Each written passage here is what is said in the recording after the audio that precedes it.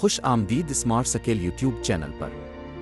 آج ہم بات کریں گے پاکستان کی نئی قومی مصنوعی ذہانت پالیسی 2030 تک 35 سے 40 لاکھ نوکریوں کے اضافے کے دعوے، اے آئی کے مواقع اور چیلنجز، اور یہ کہ کس طرح یہ ٹیکنالوجی اب کی زندگی اور کام پر اثر ڈال سکتی ہے۔ پاکستان کی قومی مصنوعی ذہانت پالیسی اور 2030 تک 35 سے 40 لاکھ نوکریاں، انہیں خطرہ ہوگا جو اے آئی استعمال کرنا نہیں جانتے۔ کیا آرٹیفیشل انٹیلیجنس اے آئی کی وجہ سے میری نوکری جا سکتی ہے؟ کیا میرا ڈیٹا اور ذاتی معلومات محفوظ ہے؟ کیا اے آئی چیٹ باٹس کی دی ہوئی معلومات پر بھروسہ کیا جا سکتا ہے؟ یہ وہ چند خدشات ہیں جو آج نہ صرف پاکستان میں بلکہ پوری دنیا میں ہر اس شخص کے ذہن میں ہیں جو مصنوعی ذہانت کے ٹولز استعمال کر رہا ہے۔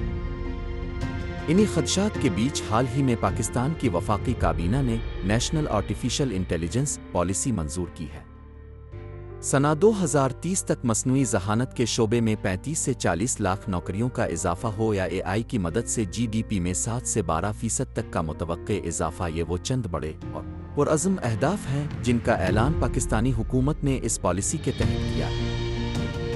لیکن سوال یہ بنتا ہے کہ آخر حکومت آرٹیفیشل انٹیلیجنس کو لے کر اتنا پر امید کیوں ہے؟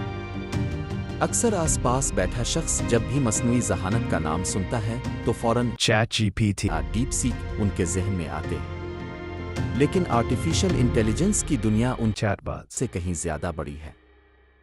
سادہ الفاظ میں سمجھیں تو اے آئی کا دل ہے مشین لرننگ، یعنی یہ بالکل ویسے ہے جیسے ایک بچہ اپنے مختلف تجربات سے نئی چیزیں سیکھتا ہے۔ فرق یہ ہے کہ ہم چند تجربات سے سیکھتے ہیں جبکہ مشین لاکھوں کروڑوں مثالوں سے۔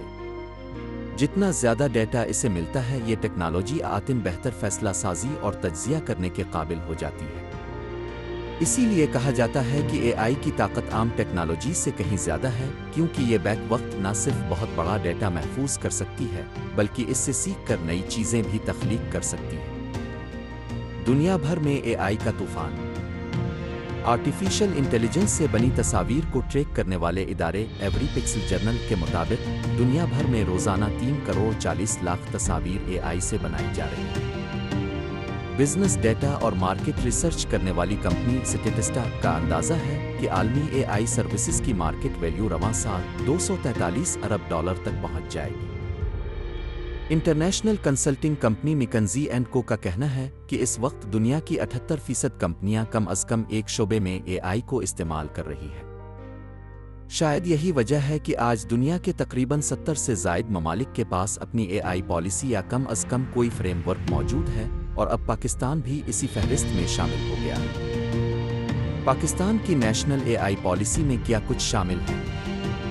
حکومت کا ماننا ہے کہ نئی پالیسی پاکستان کو اے آئی کی عالمی دوڑ میں شامل کر سکتی ہے۔ پالیسی میں کہا گیا ہے کہ سٹارٹ اپس اور مصنوعی ذہانت سے متعلق لوگوں کے خیالات میں مدد دی جائے گی۔ تعلیم، صحت اور زراعت میں اے آئی کو شامل کرنے کے حکومتی دعوے بھی شامل ہیں۔ مثلاً کسان کو یہ جاننے میں مدد ملے گی کہ کون سی فصل بہتر ہے، یا مریض گھر بیٹھے ڈاکٹر سے مشورہ کر سکیں گے۔ ساتھ ہی حکومت یہ بھی یقین دلاتی ہے کہ شہریوں کا ڈیٹا محفوظ رکھا جائے گا۔ وزیر مملکت برائے آئی ٹی شیزہ فاطمہ نے بی بی سی سے بات کرتے ہوئے کہا کہ پاکستان کو اب سروسز کے علاوہ پروڈکٹس اور جدت پر زور دینا ہے، جس کے لیے انہوں نے آئندہ چند برسوں میں 1000 مصنوعی ذہانت کے پروڈکٹ پیٹنٹ کرنے کا ہدف طے کیا ہے۔ پالیسی کے تحت حکومت نے ایک نیشنل اے آئی فنڈ اور وینچر فنڈ قائم کرنے کا منصوبہ بنایا ہے تاکہ جدت اور سٹارٹ اپس کو فروغ دیا جا سکے۔ شیزہ فاطمہ نے بتایا کہ اگلے 5 برسوں میں ٹریننگز کے ذریعے 10 لاکھ اے آئی پروفیشنلز تیار کرنے کا بھی منصوبہ ہے۔ ہم صرف ورکرز پیدا نہیں کرنا چاہتے بلکہ اپنی نوجوان نسل کو وہ مہارت دینا چاہتے ہیں جس سے وہ آنے والے وقت میں عالمی مارکیٹ میں مقابلہ کر سکیں۔ اس پالیسی پر آرٹیفیشل انٹیلیجنس کے دیگر ماہرین سمیت بی بی سی نے خرم راحت سے بھی بات کی، جو حکومت اور نجی شعبے میں مختلف سطحوں پر اے آئی پالیسی اور اس کے عملی استعمال میں کردار ادا کر چکے ہیں اور کئی اہم عہدوں پر فائز رہے ہیں۔ ان کا کہنا ہے کہ یہ پالیسی ایک اچھا پہلا قدم ہے۔ خرم راحت کے مطابق پالیسی میں لوگوں کو مہارت فراہم کرنے جیسے مثبت اقدامات شامل ہیں، لیکن یہ کوئی حتمی دستاویز نہیں بلکہ ایک ایسا فریم ورک ہے جس میں وقت کے ساتھ تبدیلی کرنا ہوں گی۔ عامر جہانگیر کا کہنا ہے کہ اس پالیسی سے پہلے پاکستان کے پاس کوئی واضح سمت نہیں تھی، لیکن اب یہ ایک سمت دیتی ہے کہ انڈسٹری کو کیسے آگے بڑھانا ہے۔ ان کے مطابق اگر اس پر مؤثر طریقے سے عمل ہو تو 2030 تک جی ڈی پی میں 7% تک اضافہ ممکن ہے۔ جاز کے چیف ڈیٹا اور اسٹریٹجی آفیسر علی نصیر کے مطابق بزنس کرنا حکومت کا کام نہیں ہے، بلکہ اچھی پالیسی کی کامیابی کا انحصار اس بات پر ہوتا ہے کہ حکومت پرائیویٹ سیکٹر کے لیے ایک سازگار ماحول فراہم کرے۔ یہ پالیسی کیا مواقع پیدا کر سکتی ہے؟ تصور کریں کہ گجرانوالہ میں ایک شخص رات کے پہر پریشان بیٹھا ہے۔ اس کی والدہ اچانک بیمار ہو گئی ہیں اور اسے سمجھ نہیں آ رہا کہ کیا کرے۔ ہماری ہیلتھ ایپ پر وہ اپنی والدہ کی جو ابتدائی علامات بتائے گا، اس کی بنیاد پر ایپ پر موجود طبی ماہر یہ فیصلہ کرے گی کہ فوراً ہسپتال جانا ضروری ہے یا گھر پر دوا دے کر انتظار کیا جا سکتا ہے۔ علی نصیر کے مطابق یہ صرف ایک جھلک ہے کہ کس طرح مصنوعی ذہانت پاکستان میں صحت کے شعبے میں انقلاب لا سکتی ہے۔ ڈیٹا سینٹرز اور لارج لینگویج ماڈلز۔ علی نصیر کہتے ہیں کہ موجودہ لارج لینگویج ماڈل LLMs زیادہ تر مغربی ڈیٹا پر بنے ہیں، اس لیے ان کے جوابات بھی مغربی معاشرے، ثقافت اور اقدار کے مطابق ہوتے ہیں، اور وہ پاکستان کی سماجی، ثقافتی، مذہبی اور حتیٰ کہ قومی سلامتی کی حساسیت سے مطابقت نہیں رکھتے۔ LLM ایک ایسی AI مشین ہے جو کروڑوں جملے پڑھ کر انسانوں کی طرح زبان سمجھنے اور جواب دینے کا فن سیکھتی ہے، جیسے GPT، جیمینائی اور ڈیپ سیک۔ علی نصیر کے مطابق جاز نے اسلام آباد کی نسٹ یونیورسٹی کے ساتھ پارٹنرشپ کی ہے تاکہ ایک مقامی LLM بنایا جا سکے جو پاکستانیوں کی زبان اور حساسیت کو سمجھے اور زیادہ مفید اور محفوظ ہو۔ لیکن ایسے LLMs کے لیے بڑے ڈیٹا سینٹرز درکار ہوتے ہیں، اور عامر جہانگیر کے مطابق پاکستان کے پاس نہ تو وہ کمپیوٹنگ پاور ہے، نہ وسائل، اور نہ ہی پانی کی وہ وافر مقدار جو ان سینٹرز کے لیے ضروری ہوتی ہے۔ تعداد نہیں، معیار پر توجہ ضروری ہے۔ خرم راحت کا ماننا ہے کہ پاکستان کو آگے بڑھنے کے لیے خصوصی توجہ AI پروڈکٹس پر دینی ہے جنہیں پیٹنٹ کیا جا سکے۔ ہمارے ہاں یونیورسٹیوں میں ریسرچ تو بہت ہوتی ہے، لیکن اس کی کمرشل حیثیت نہ ہونے کے برابر ہے۔ خرم راحت کا ماننا ہے کہ حکومت کو ٹریننگ کے اعتبار سے تعداد کے بجائے معیار کو ترجیح دینی چاہیے۔ اگر آپ 10 لاکھ لوگوں کو صرف بنیادی ٹولز سکھا دیں تو زیادہ فرق نہیں پڑے گا، لیکن اگر صرف 10,000 لوگوں کو ایڈوانس اعلیٰ معیار کی AI ٹریننگ بھی دے دی جائے تو وہ ایسی پروڈکٹ بنانے کے اہل ہوں گے جو عالمی مارکیٹ میں مقابلہ کر سکیں۔ اسی تناظر میں انہوں نے اپنی کمپنی بوٹنسٹک سلیوشنز کی مثال دی، جس نے AI پر مبنی کیریئر کاؤنسلنگ سروس بنائی ہے، جسے دنیا کے تقریباً 100 ممالک میں صارفین استعمال کر رہے ہیں۔ خدشات اور چیلنجز۔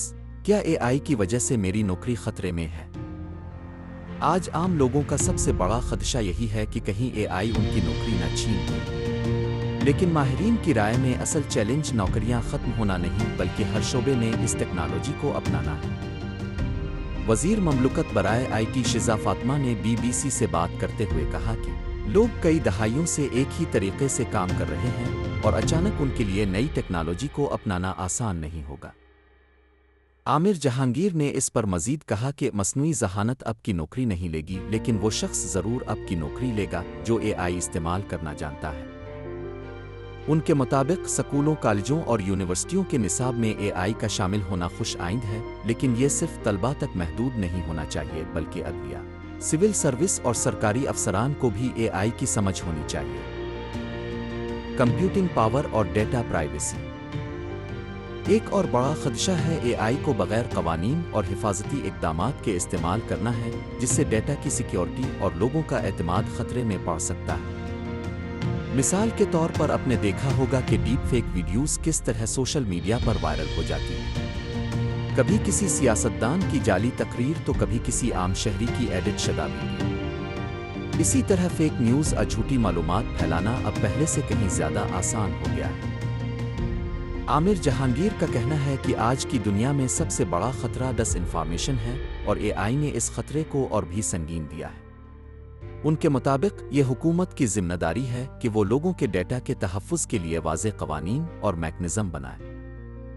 ساتھ ہی وہ اس طرف بھی اشارہ کرتے ہیں کہ پاکستان کے پاس فی الحال اتنی کمپیوٹنگ پاور نہیں ہے جتنی AI کے لیے ضروری ہے۔ اس کے لیے خاص مشینیں چاہیے جنہیں GPUs کہتے ہیں۔ عامر جہانگیر کے مطابق وہ دنیا بھر میں ان کی شدید کمی ہے اور ان کے لیے لمبی انتظار کی قطاریں ہیں اور کئی بار 2 سال تک انتظار کرنا پڑتا ہے۔ اس حوالے سے انہوں نے امریکہ کی سخت پالیسیوں کا ذکر کیا جن کے تحت وہ ان GPUs کو فروخت کرنے میں بہت محتاط رہتا ہے۔ ان کی نظر میں پاکستان کے لیے یہ ایک بڑا چیلنج ہوگا کہ وہ یہ مشینیں کیسے خریدے اور ملک میں استعمال کے لیے لائے۔ AI ریڈینس انڈیکس میں پاکستان 109 نمبر پر۔